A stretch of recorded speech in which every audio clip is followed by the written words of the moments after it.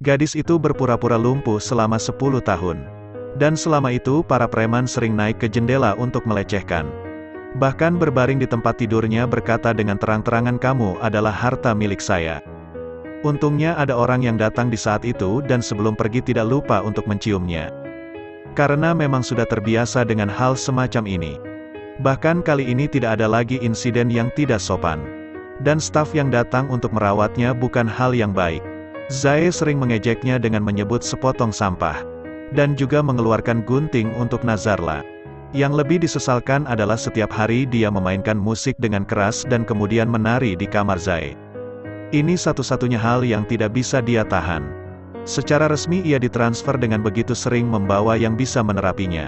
Semua orang memperlakukan Zae dengan kejam dan semua orang melakukan hal-hal ilegal di depan Zae. Zae tidak bisa menolak dan harus menanggungnya dengan sabar tetapi menghadapi hukum yang kuat. Lemah. Dan lemah. Selama berdiam di sini dia tidak merasakan kedamaian. Di saat dia tertidur pada malam hari, seseorang mengambil selimut diam-diam dan dia tertidur. Jadi dia tidak tahu apa-apa. Keesokan harinya dia mengetahui ada seorang pria di sampingnya. Zae menggunakan kekuatan penuh untuk mendorongnya dari tempat tidur sehingga pria itu terlempar ke lantai. Dan pria itu melompat dan melanjutkan tidur dengan sekaligus mendorong gadis itu. Dan melemparkannya ke lantai. Ketika Zae bereaksi berjuang di tepi tempat tidur. Pria itu melihatnya. Dengan cepat ia mengangkatnya dan kemudian menjatuhkannya ke tempat tidur. Tindakannya kepada Zae sangatlah kasar. Dia tidak tahu dari mana asalnya pria itu. Tapi aku tahu apa yang ingin saya lakukan hanya untuk melihat dia makan. Lalu mengangkatnya dan meletakkannya di kursi. Dan ia melepas sabuknya lagi. Zae merasa ada yang salah dan mengambil garpu untuk menyerangnya, alhasil gadis itu didorong hingga terjatuh. Ketika ia kembali tertangkap lagi, dia tidak berani protes. Lalu apa yang ingin dia lakukan?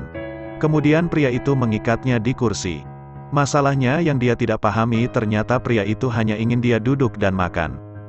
Tetapi Zae tidak berani makan karena dia tidak mengenalnya sama sekali pria itu. Ia hanya dapat melihat orang itu makan. Dan setelah itu dia mulai memakan bagiannya dengan menggunakan seluruh kekuatannya untuk memakan nasi dengan sendok. Tetapi karena polio selama bertahun-tahun ditambah dia belum pernah makan daging sebelumnya. Perutnya terasa sakit, lambungnya kambuh. Dan membuatnya muntah. Setelah makan ia membawanya ke kamar mandi dan membantu mencuci noda-noda di tubuhnya meskipun gerakan itu sederhana dan kasar. Zae bisa merasakan bahwa ia merawatnya. Saat itu dia masih belum tahu pria bisu ini adalah pamannya. Hanya saja sekarang orang-orang dalam bahaya dan dilepaskan. Pada malam hari para preman masuk melalui jendela dan meraba-raba. Tetapi kali ini ada seorang pria di sini mengambil gitar dari preman dan memukulnya. Kemudian menggunakan kayu untuk jendela, kali ini tidak ada yang dapat memecahkannya ke jendela. Untuk mengintimidasi dia lagi. Sejak saat itu pamannya menyiapkan makanan lezat untuknya setiap hari.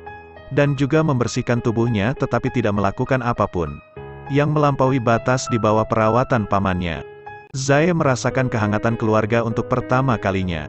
Paman membuat mantan pengasuh dan pemimpin Zae merasa tidak bahagia. Karena Zae memiliki seseorang untuk diurus dan tidak bisa terus menerima tugasnya mereka. Dengan menggunakan alasan bahwa dia telah membunuh orang-orang dengan memaksa dia pergi. Tetapi semua orang mereka didengar oleh Zae dan mereka juga tahu identitas pamannya. Pada akhirnya di bawah oposisi Zae, rintangan ini sudah berakhir.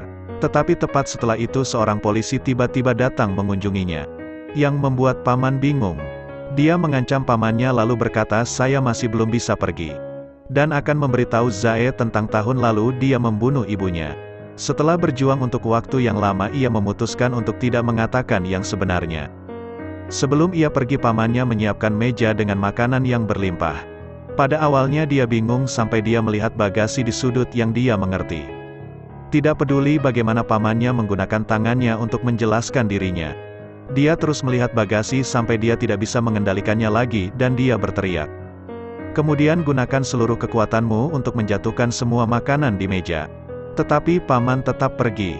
Zae kembali hidup di neraka dan sangat terpuruk seperti sebelumnya. Malam itu anak kepala desa masuk ke kamarnya dan menceritakan kejadian sebelumnya. Ternyata setelah ibunya meninggal, pamannya masih menjaga mereka berdua. Tetapi pria jalanan itu mendambakan kecantikan ibunya, kemudian mulai menyebarkan rumor tentang paman dan ibunya, bahkan menemukan kesempatan untuk mengintimidasi. Dengan bersama-sama setelahnya dari itu mereka menggorok tenggorokan pamannya dengan membuatnya bisu. Dan polisi yang mengancam sebelumnya adalah salah satu dari mereka juga. Dia yang mengubah pamannya menjadi pembunuh